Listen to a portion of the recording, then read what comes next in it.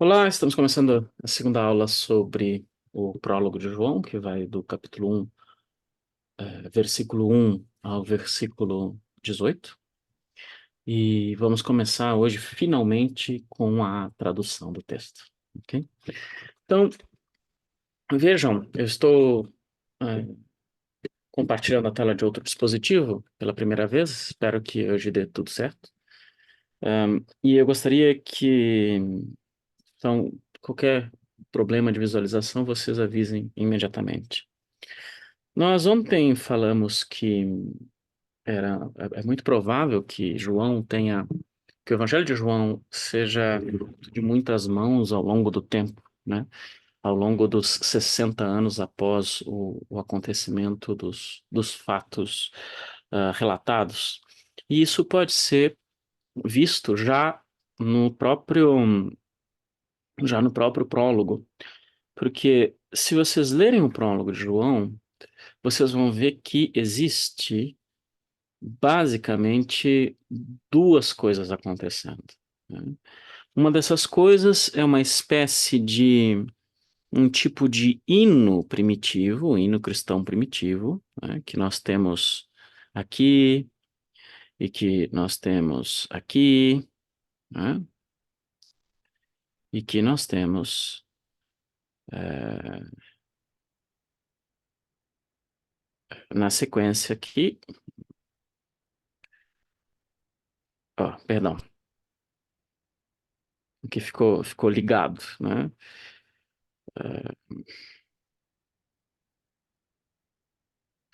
Na sequência temos até mais ou menos aqui, né? E depois ele continua, é, ficou meio separadinho aqui, mas ele continua é, aqui embaixo, né? Até a sequência. E intermeado disso, por exemplo, aqui e aqui, nós temos algo que não se encaixa muito bem no contexto, algumas afirmações relativas ao que João Batista disse sobre Jesus Cristo. Então, se vocês pegarem a Bíblia de vocês, que eu sei que vocês estão com ela nas mãos, e abrirem aqui no Evangelho, no prólogo do Evangelho de João, vocês vão descobrir rapidamente que, se vocês excluírem as passagens sobre João Batista, do que vai do versículo 6 ao versículo 8, né? E depois do versículo 15, ou melhor, só o versículo 15, vocês vão ver que o texto faz mais sentido sem esses trechos. Ó, no princípio era o verbo, e o verbo estava com Deus, e o verbo era Deus. Leio aqui na tradução de Jerusalém, né? No princípio ele estava com Deus, tudo foi feito por meio dele, e sem ele nada foi feito. O que foi feito nele era a vida, e a vida era a luz dos homens, e a luz brilha nas trevas. Mas as trevas não a apreenderam. 9. Ele era a luz verdadeira, retomando, né, o argumento, que ilumina todo homem. Ele vinha ao mundo. Ele estava no mundo e o mundo foi feito por meio dele. Mas o mundo não o reconheceu. Veio para o que era seu e os seus não o receberam. Mas a todos que o receberam deu o poder de se tornarem filhos de Deus, aos que creem em seu nome. Eles que não foram nem gerados nem do sangue, nem de uma vontade da carne, nem de uma vontade do homem, mas de Deus. E o Verbo se fez carne e habitou entre nós, e nós vimos a sua glória, glória que ele tem junto ao Pai, como Filho único, cheio de graça e de verdade. 16. Pois de sua plenitude todos nós recebemos graça por graça, porque a lei foi dada por meio de Moisés, a graça e a verdade vieram por meio de Jesus Cristo.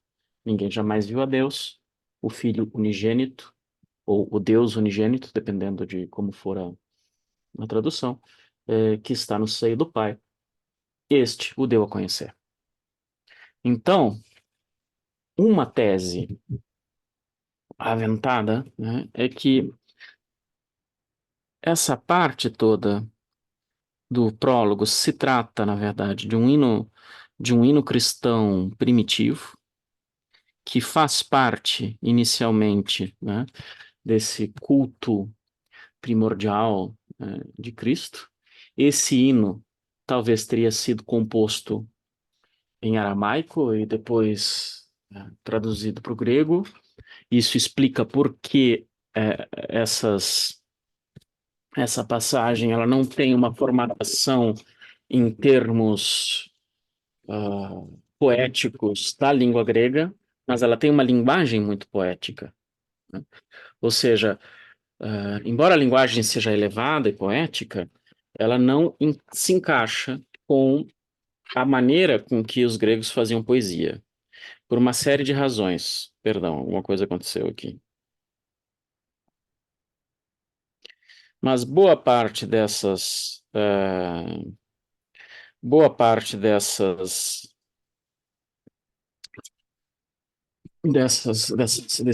versículos, né?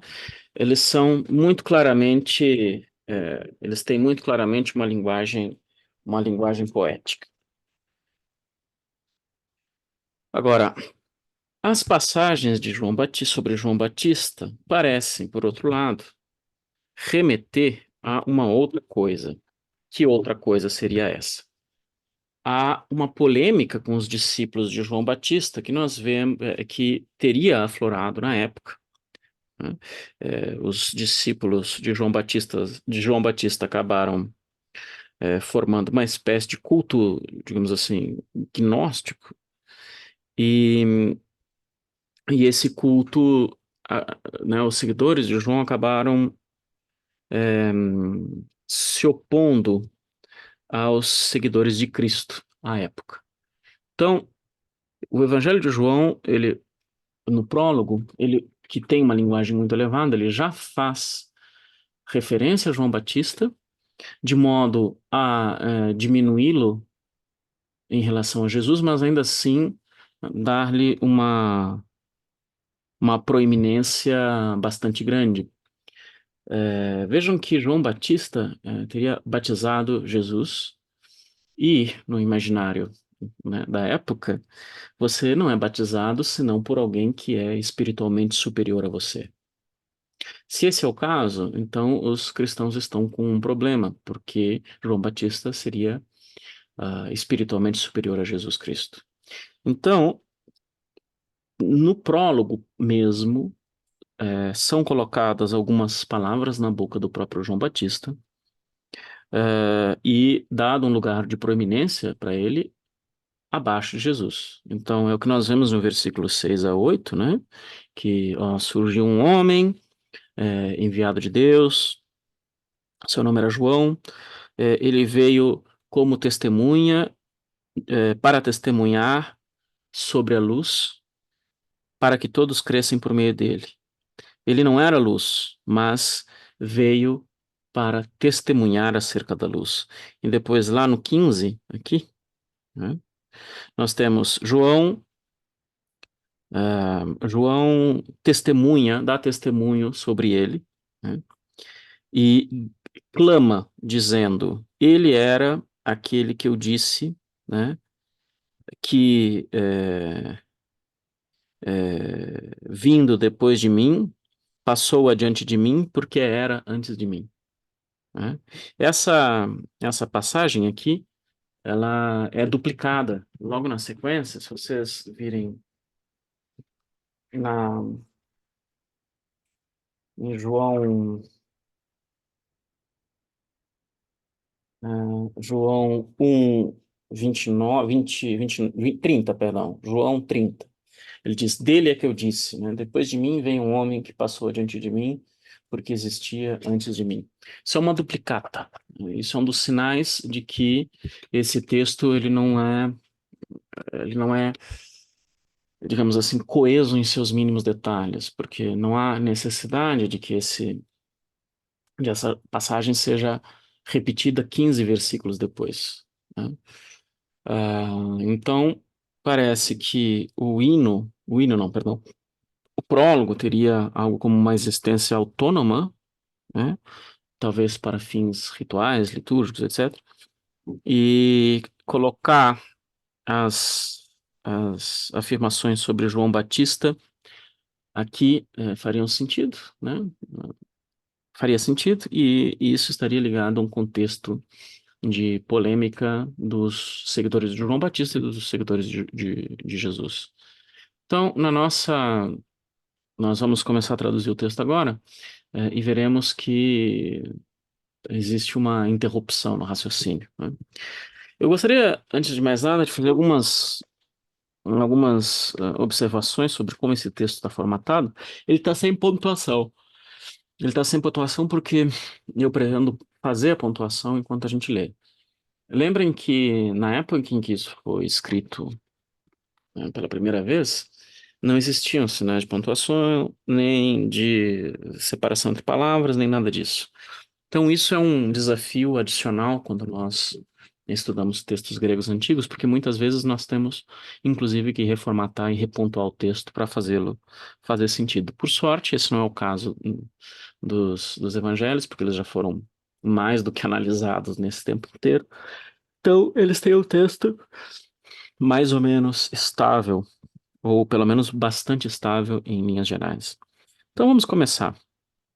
É, eu vou fazer a pronúncia, não a pronúncia esperada do Koiné, mas a pronúncia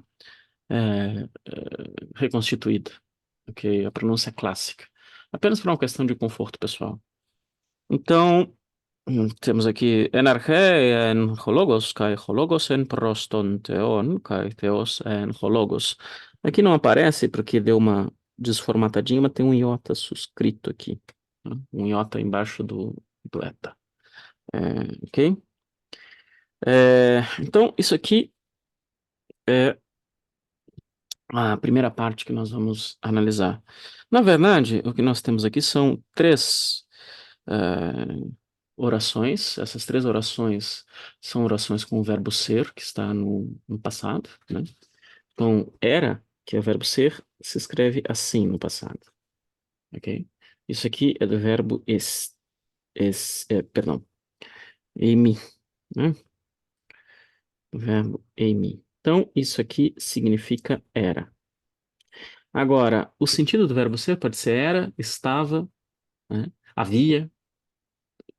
Tudo isso são sentidos possíveis. O que que nós temos aqui, então? Nós temos três orações. Essas três orações têm o verbo ser funcionando como um verbo de ligação. Temos três afirmações, né? Enarche en hologos, kai hologos en prostonteon, kai theos en hologos, né? E vejamos que hologos, que está aqui, está claramente no nominativo singular, então ele é o sujeito da oração. Logos, a tradução de logos, normalmente, nas traduções religiosas, é simplesmente verbo. Porque isso vem da maneira com que a Vulgata Latina traduz. Mas nós podemos, sem nenhum problema, traduzir isso por palavra. Mas como vocês sabem, conhecedores que são de filosofia antiga, esse termo aqui é particularmente importante na filosofia, porque está, sobretudo, ligado à ideia de razão. Bom, a tradução mais tradicional é a palavra. Amanhã, quando nós analisarmos o vocabulário, nós vamos ver qual é a relação dessas coisas, né? Então, na nossa tradução aqui, nós sabemos que temos o sujeito, que é a palavra. Nós temos um verbo no passado, que é o verbo era, né? En. E nós temos enarchei. Enarchei é uma preposição bastante conhecida, que é a preposição en, que geralmente não, sempre é um dativo, né?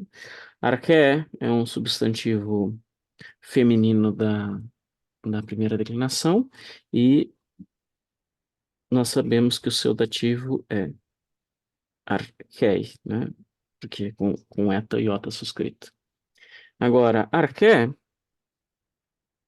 é, tem o sentido aqui de princípio, ou ainda, se vocês quiserem, de início, né? Princípio é preferível aqui. O status desse princípio é algo que nós podemos discutir depois. Então, essa preposição en, ela funciona como o em português, né? Estou em casa, estou em tal lugar. É, ela diz o lugar de maneira estática, né? O lugar em que algo está ou em que algo é feito. Então, temos esse sintagma preposicionado, né? En archei, e teremos, então, a palavra era no início, ou era no princípio. Mantendo aqui a ordem do português, né? Em que o sujeito vem antes e o complemento do verbo vem depois do verbo. Mas depois a gente vai arranjar isso aqui. Bom, aqui nós temos o kai, que também é seguido por outro kai. O kai em grego tem basicamente duas funções. Uma dessas funções é uma simples adição, e a outra é uma adversativa, que do ponto de vista lógico também é uma adição, mas pode ser traduzido por mas, porque isso tem um efeito estilístico e retórico diferente. Nessa sucessão de Kai aqui, porque o Kai está ligando várias orações, é, alguns estudiosos defendem que isso é uma característica bastante comum da poesia em hebraico e aramaico, que é aquilo que a gente chama de parataxe, que é o contrário do que nós chamamos de hipotaxe. Parataxe nada mais é daquilo que nós chamamos em português de coordenação. Então, as orações, elas não estão subordinadas umas às outras, mas elas estão colocadas lado a lado, coordenadas pelo CAI, né? Então temos CAI, CAI, CAI. E a hipotaxe seria aquilo que nós chamamos de subordinação. Então aqui é, o nosso, o nosso andamento é um andamento paratático, né? Isso e aquilo outro, né? Bom, aqui não há maiores problemas, porque nós temos, né, hologos, que é a palavra, nós podemos traduzir aqui a palavra, era o verbo ser, né, em mim, ele pode servir tanto para ser quanto para estar. Nesse caso, provavelmente ele tem o sentido de estar. Era prostonteon. Então, prostonteon, veja, nós temos um sintagma preposicional da ah, ah, preposição pros mais acusativo.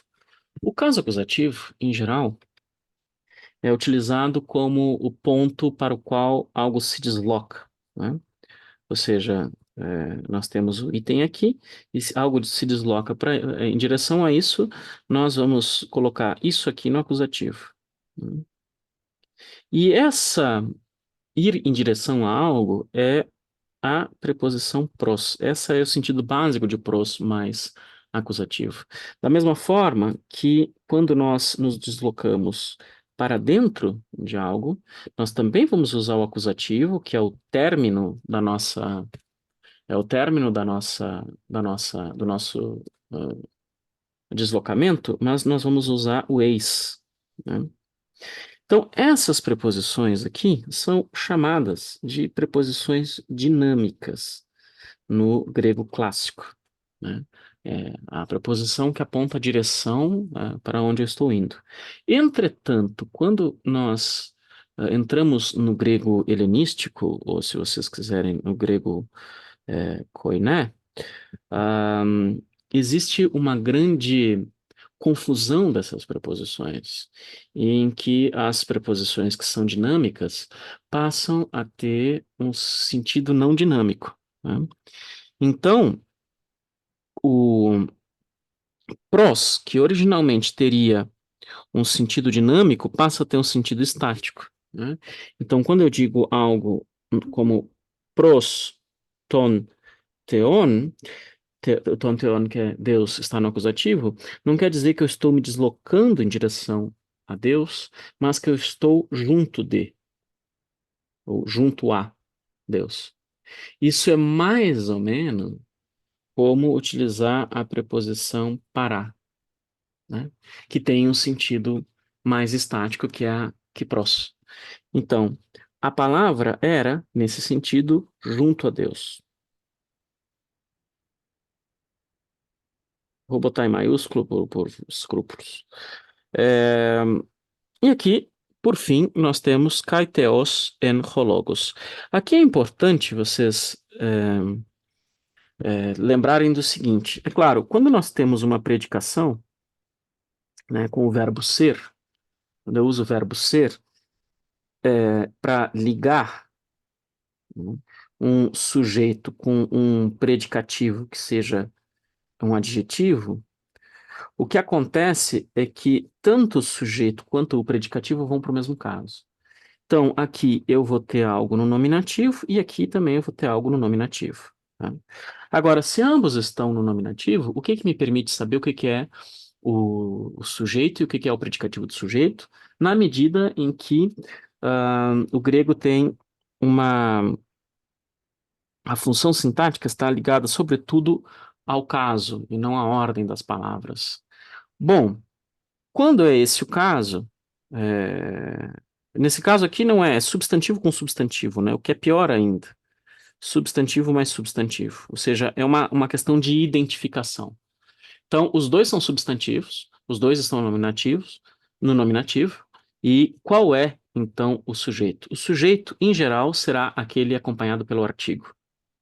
Então, ainda que a ordem do grego aqui coloque teos, que é um substantivo que é um substantivo no nominativo antes de hologos, né?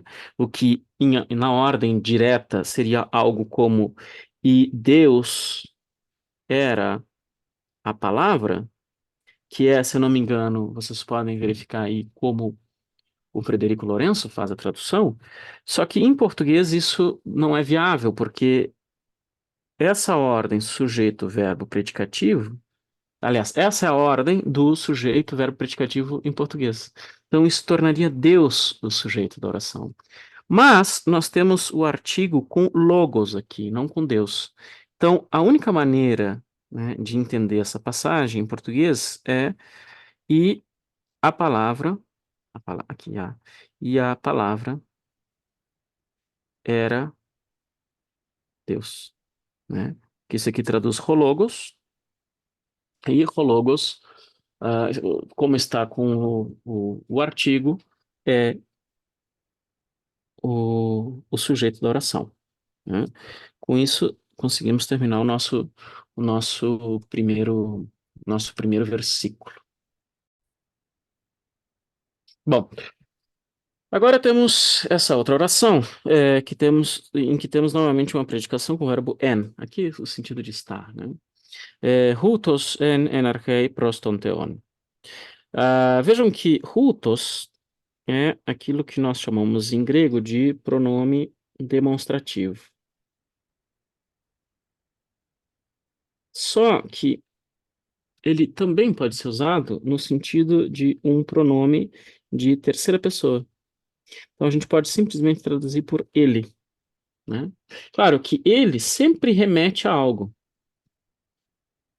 no texto. Então por isso que ele é chamado os pronomes em geral são chamados de deíticos. Por que eles são deíticos? Eles são deíticos porque eles são eles indicam outra coisa, eles são semanticamente esvaziados, né? Então, a gente pode traduzir esse Rutus simplesmente por ele, né? Ele, ela, né? Porque a gente está traduzindo por palavra. Em grego, logos é masculino. Em, em português é feminino. Então, ela, Rutus, estava, enar, que aí a gente já sabe o que que é, no princípio, prostonteon, junto a Deus. Sintaxe bastante simples, né? Não há maiores problemas aqui. Prosseguindo, então, para o próximo ponto, que é esse versículo 3. Novamente, nós temos o recurso da parataxe, hein? Aqui, ó, nós temos duas orações que são coordenadas e não subordinadas. Panta di autu egeneto. Panta é o neutro plural, né, de paz, que quer dizer algo como todo, né? E ele pode funcionar tanto como um substantivo,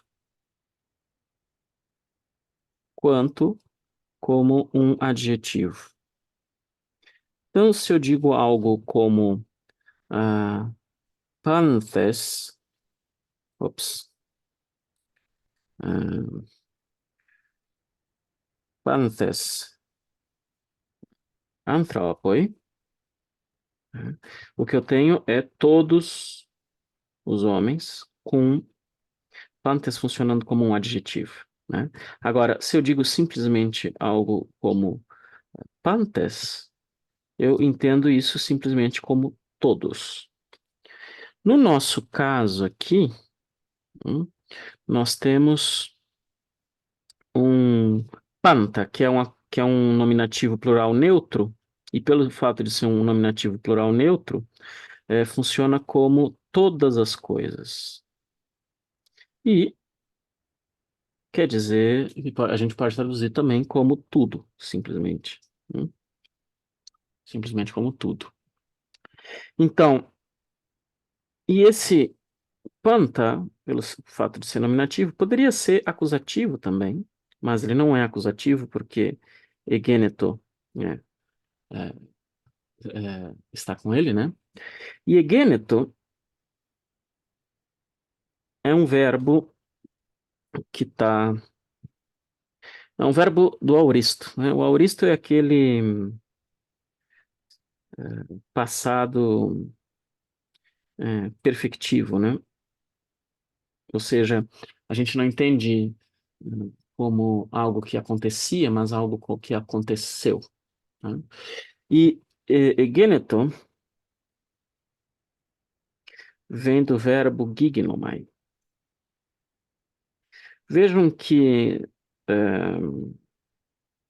o aoristo, como é formado o aoristo? O aoristo é formado pelo aumento, mais o tema do aoristo. Isso aqui é o que a gente chama de aoristo segundo, temático. Por que que ele é temático? Porque ele tem uma vogal temática na sua construção. Existem basicamente dois tipos de aoristo, né? O aoristo primeiro, que é aquele que tem o sa, e o aoristo segundo, né? O aoristo segundo, um deles é o aoristo temático. Por que que qual qual é a do aoristo temático? É que o tema, vejam, o tema do aoristo temático, o radical do aoristo temático é diferente do radical do presente, né? Então, ele pode ser conjugado com vogal temática, porque não vai fazer nenhuma conjugação com o imperfeito, né? Então, seguindo aqui na nossa discussão morfológica, temos então o verbo gignomai, que no aoristo terá esse radical aqui, né? Então, esse radical, na verdade, é uma variante, né, desse radical aqui. Eu não sei se vocês lembram que eu falei daquilo que eu chamei de ablaut, que é aquela variância, aquela variação que há da vogal no interior de um radical em grego. Então, é, a palavra as palavras que têm a ver com gênese, né, com criação, com geração, elas se apresentam em três radicais diferentes. O radical de Ablaut zero, que é simplesmente gne, um radical de Ablaut e, que é gen, e um radical de Ablaut o, que é gon. Tá? Então, de gon, por exemplo, vocês têm a palavra gônada. De gen, gênese, e com gama ni, vocês têm gignomai. Acontece que esse é um dos tipos de presente que tem o redobro do presente. Então, esse guia aqui nada mais é do que a repetição do gama com um iota. Isso aqui se chama redobro do presente.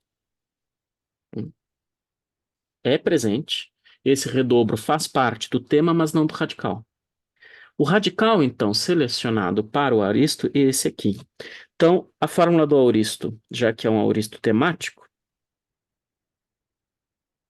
é aumento mais radical do auristo, mais vogal temática, mais desinência secundária. Então, aumento o, o radical do auristo é again, mais vogal temática, nesse caso é a terceira pessoa do singular, já explico por quê. Então, é y, e a desinência secundária, média, egeneto. Né? Veja que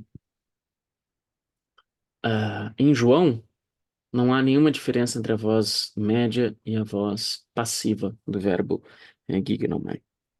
Agora, vejam que eu falei que está na terceira pessoa do singular, a desinência.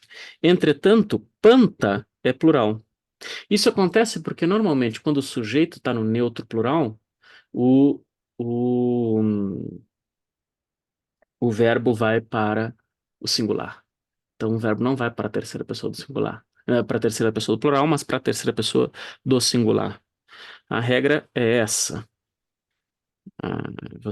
Se você tem neutro plural, né, como sujeito, o verbo vai para o singular. Né? Então, hutos en, né, ele estava. Não, isso já foi, perdão. Panta, né, todas as coisas, aqui versículo 3, né, todas as coisas, egeneto, ah, aqui foram criadas, né, foram feitas. Vejam que na linguagem do grego koiné, normalmente o verbo gignomai é utilizado como passivo do verbo poieo, que é o verbo fazer. Então, fazer e aqui ser feito. Né? Todas as coisas foram feitas e aqui nós temos outro sintagma preposicionado, que é dia. Veja que é dia mais autu, né? É, dia está simplesmente lidido aqui. O alfa está lidido, porque a próxima começa com vogal. E nós temos então dia mais genitivo. Bom, existem duas construções próximas de dia. Dia mais acusativo e dia mais genitivo. Quando eu tenho dia mais genitivo, em geral, eu entendo algo como por meio de ou através de, que é você tem uma coisa qualquer e quando você passa de a essa coisa, você faz esse movimento aqui. Agora, quando eu tenho de a mais acusativo, em geral, eu tenho o sentido de por causa de, o que é um pouco diferente. Né? Se é assim, qual é o sentido que está usando aqui? Bom, nós temos o genitivo. Então, as coisas foram feitas por meio dele. Eu acho que o sentido aqui desse de a ao tu é por meio dele. Entretanto, isso não dá para saber apenas pelo uso da preposição, porque o grego bíblico vai utilizar essas duas preposições com casos diferentes, de modo, às vezes, indiscernível.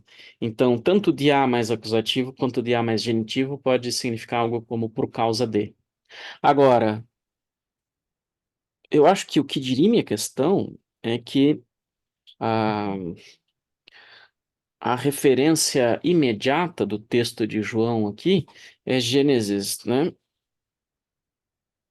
Um, onde você tem no princípio, Deus criou o céu e a terra, etc, etc, e ele usa o verbo eipon. Deus cria, né, falando, cria pelo meio da palavra. E eipon é justamente o auristo do verbo lego, que é o verbo dizer, que é da mesma radical de logos, né? Então, a referência mais direta do Logos aqui é a palavra de Deus. Então, Deus criou as coisas por meio dessa palavra. Então, creio que a tradução melhor para isso seja: todas as coisas foram feitas por meio dela, a saber, a palavra. Kai chorisautu egeneto ude hen. Novamente a parataxe.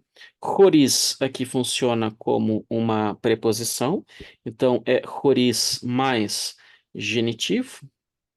Choris inicialmente é um advérbio, mas aqui está sendo usado como preposição. Choris mais genitivo tem o significado de separado, né? Separado de ou ainda sem alguma coisa. Então, todas as coisas foram feitas por meio dela e sem ela, a saber, a palavra, egêneto, foi feito o de ren. O de ren nada mais é do que a forma enfática de uden, que é simplesmente nada. Vejam que o de ren é um, né? O de ren nada mais é do que o mais de mais ren, né? É, não um, não uma coisa, nenhuma coisa, nada foi feito. Aqui nós temos um problema nessa transição do versículo 3 para o versículo 4, que é como que nós, uma vez que nós estamos fazendo sem a pontuação, como que nós ah, entendemos o que está acontecendo aqui. Nós temos duas possibilidades, né? Ou nós entendemos duas orações da seguinte forma: Horis autu egeneto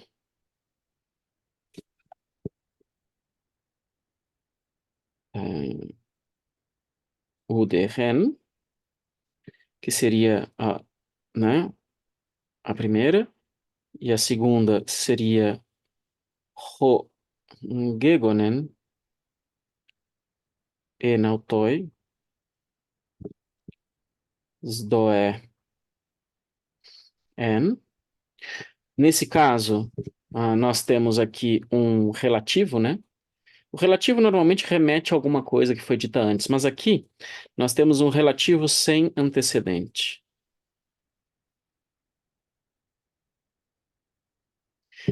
que é simplesmente que. A gente deveria dizer o que. Claro que em português, eu não sei se você sabe, essa expressão aqui, o que, ela não é artigo mais conjunção ou coisa assim. O que é um relativo, né, em português, que equivale a esse ro, e o que está aqui, na verdade, é um pronome demonstrativo. A diferença de. Não tem diferença entre o que e aquele que, porque o não é artigo, o é um pronome demonstrativo, né? Em grego, normalmente nós temos construções parecidas. Nós precisamos de um antecedente, né, e do relativo que retoma um antecedente. E o relativo é esse ro aqui. Só que aqui nós temos um relativo sem o antecedente sintático. Então, o próprio relativo ele tem o valor de o que, né? Aquele que, né? Nesse caso, é aquilo, né? Aquilo que Gegonen é um perfeito. A gente pode discutir isso depois, mas está naquele livro, naquele curso dos verbos, né? A gente sabe que é um perfeito porque nós temos o go, ou seja, temos o redobro do perfeito, e aqui nós temos aquele outro, a outra variante, o outro ablaut do radical de Gênesis, então vimos os três radicais, né? Gegonen é aquilo que está feito, aquilo que está gerado, ou simplesmente no sentido aorístico que foi feito. No grego não existe, no grego da, no grego da Bíblia, não existe uma diferença fundamental entre o uso de egeneto, que está no aoristo, e de gegonen, que está no perfeito.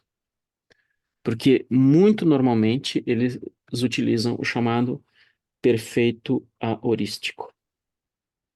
Aqueles que fazem latim aqui sabem que o perfeito ele tem um sentido de passado também. No latim ele foi quase que reduzido ao passado, porque ele é um perfeito aorístico.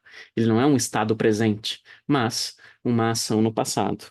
Então há duas maneiras de entender isso: aquilo que está feito ou aquilo que, né, foi feito. Do ponto de vista da exposição dos fatos aqui, não faz muita diferença. Então, aquilo que foi feito nele, Zoé en, era a vida. Acho que aqui é simples, né? Não é necessário fazer maiores explicações. Aquilo que foi feito por meio dele era a vida. Ó. Ho, gegonen, aquilo que foi feito, por meio não, enautoi, nele, na palavra, nela, perdão, zoé, vida, en, era. Então, na verdade, isso aqui tudo funciona como um sintagma só, né? Ligado a zoé pelo verbo de ligação. Então, isso aqui é um sintagma só. Aquilo que foi feito nele era a vida. Então, essa é a possibilidade um, tá? Que é você entender Chorizo autu egeneto udehen, ou seja, separado dele nada foi feito, e aquilo que foi feito nele era a vida. Há uma outra possibilidade de interpretação que foi inicialmente adotada pela ortodoxia da igreja, e agora não é mais assim, que é em vez de colocar uma vírgula aqui, né, que gera esse nosso esquema, a vírgula era então colocada, ah, colocada aqui. Bom, se a vírgula é colocada aqui, a primeira oração não é mais Horis autu egeneto udehen, mas Horis autu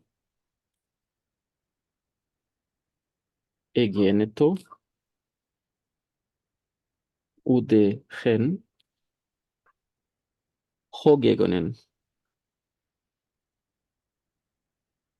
em que o antecedente direto do ho seria então esse udehen aqui. Ih, rapaz, o que que eu fiz? Oh, meu Deus. Ah, se eu apertar o botão da caneta, ela apaga. É, Então, nessa tradução, o que teríamos sem ela, a palavra, foi feito nada que foi feito. Ou nada, se vocês quiserem, do que foi feito. Nada que foi feito sem ela. Essa é a tradução, né? Nada que foi feito sem ela. É uma tradução possível. E aí, a segunda ficaria como? Simplesmente enautoi, ah, sdoe,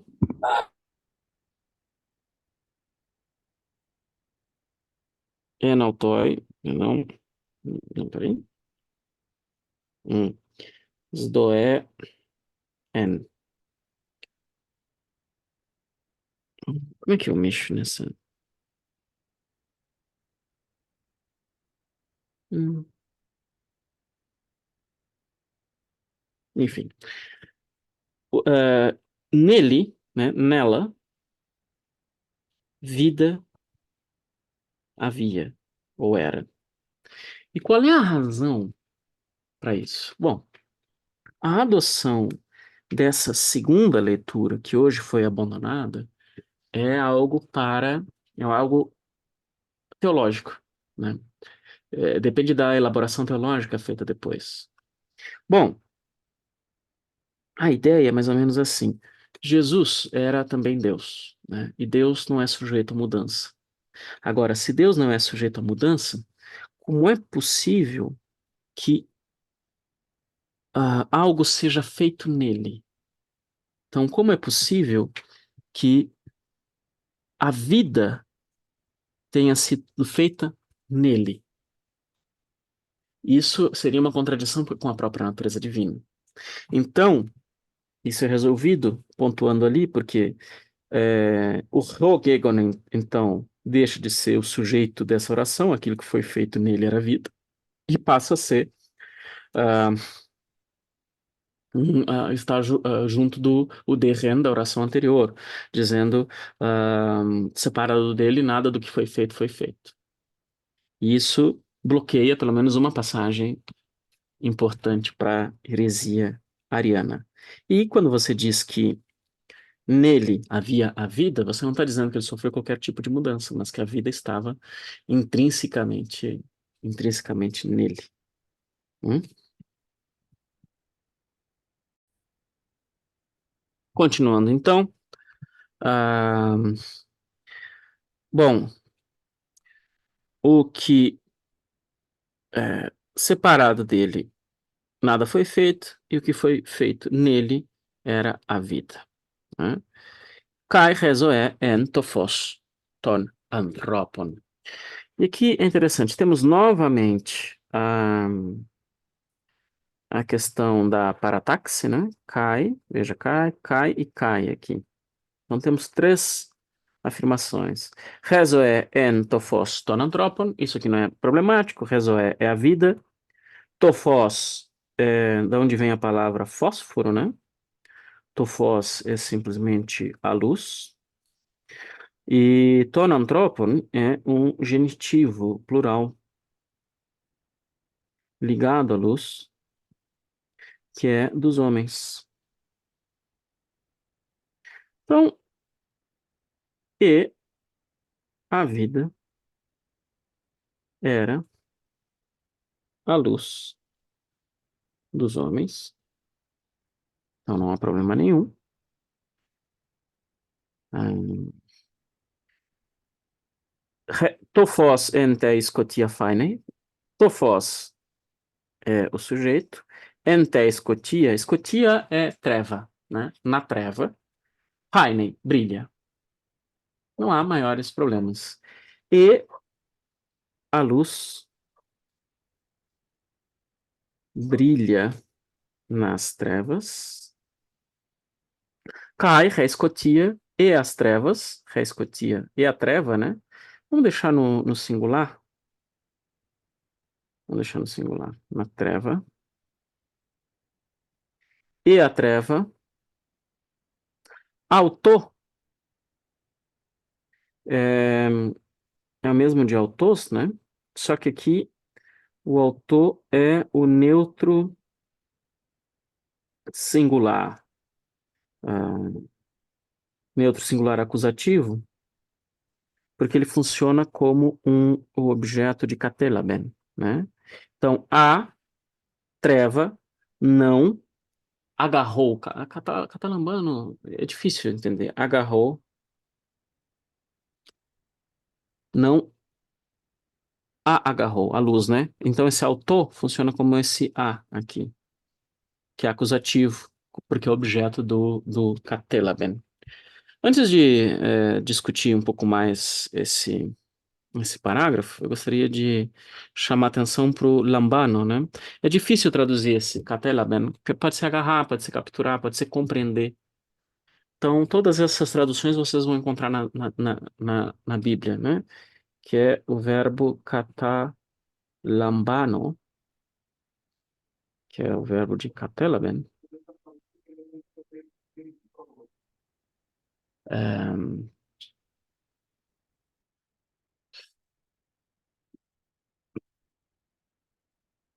que é o verbo de, perdão, que é o verbo de catalambano. E isso pode significar, por exemplo, agarrar, capturar, talvez no sentido de capturar, vencer, no sentido mais intelectual de compreender. Então, tudo isso é possível. A tradução fica por, a tradução fica por você. Agora, catalambano é um verbo bastante interessante, né? Por quê? Vamos trabalhar exclusivamente com o lambano. Catalambano é mais catar com lambano, então não é um problema. Catalambano, perdão, lambano simplesmente, é um daqueles verbos ah, do grego que no presente são verbos desenvolvidos, ou seja, o radical, o tema do presente seria com a vogal temática lambano ou lambané, né? O tema do presente, na verdade, é formado não apenas pelo radical e a vogal temática, mas por um infixo aqui e um outro aqui. Tal como verbos como tincano ou ainda lanthano. Vejam, temos os mesmos elementos aqui que não pertencem ao radical, mas pertencem ao tema. Se nós tirarmos esses elementos, nós ficamos com lab, que é justamente o radical do auristo segundo. E é com esse radical do auristo segundo, que é um auristo segundo temático, que nós trabalhamos para fazer a conjugação.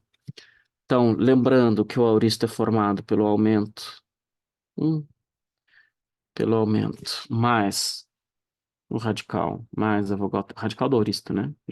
Mais a vogal temática, mais desinência secundária, e que a gente está no âmbito ah, de um verbo ativo, então eu vou ter radical do auristo é simplesmente lab, né? Vogal temática vai depender o e, né? O aumento é e. Na, na terceira pessoa do singular, a vogal temática é y, e nós temos então o ni aqui, elaben. Quando nós colocamos a preposição, nós vamos dizer simplesmente catelaben, que é o que nós temos aqui. Isso tudo está devidamente desenvolvido no curso de verbos gregos que nós tivemos no início do ano, né? Agora, outra coisa interessante que eu gostaria de falar para vocês, que aqui está muito claro nessa, ah, nessa passagem, que é uma característica importante de estilo do Evangelho de João. Então vejam, aquilo que nós chamamos de quiasmo, né? Quiasmo. Quiasmo vem do qui em grego. Vejam o seguinte, nós temos a última palavra de uma frase corresponde à primeira da outra. Então vejam, o logos que está aqui,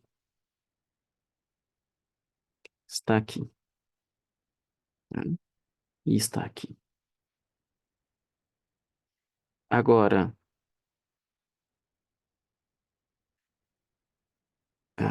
Deus está aqui. Vejam, forma um X, né?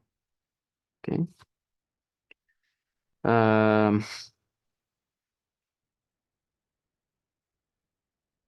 ah, temos novamente aqui, ó, Resoé, entofos, tonantropon. Aí tofós vem para cá, tofós ente escotia, escotia vem para cá, ré escotia, auto catelaben. Vejam que é esse movimento, sempre esse movimento. Aqui nós temos o egêneto, que corresponde ao gegonen, que está aqui, né? O autoi, que está aqui, corresponde ao autu, que está aqui. Então, isso dá um encadeamento muito interessante para a leitura, né? En arken hologos, kai hologos, en prostonteon, kai teos, en hologos.